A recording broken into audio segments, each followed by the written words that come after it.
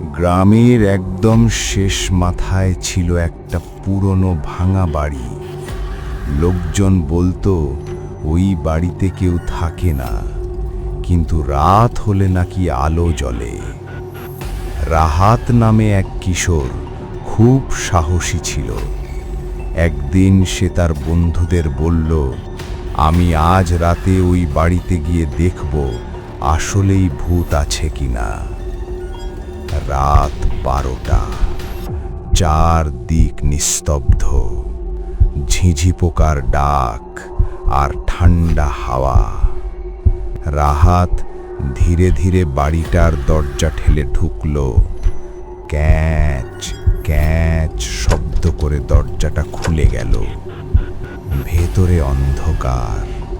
হঠাৎ সে শুনল, রাহাত রাহাত।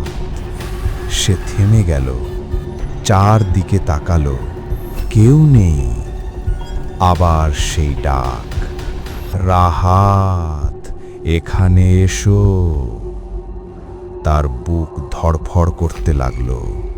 হঠাৎ একটা সাদা ছায়া সামনে ভেসে উঠল। রাহাত চিৎকার করে দৌড় দিল, কিন্তু দরজা বন্ধ। তারপর একটা ঠান্ডা হাত তার কাঁধে স্পর্শ করল।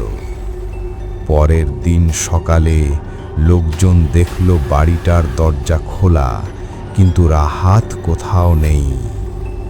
আর সেই রাত থেকে গ্রামের মানুষ শুনতে পায়, বাঁচাও বাঁচাও।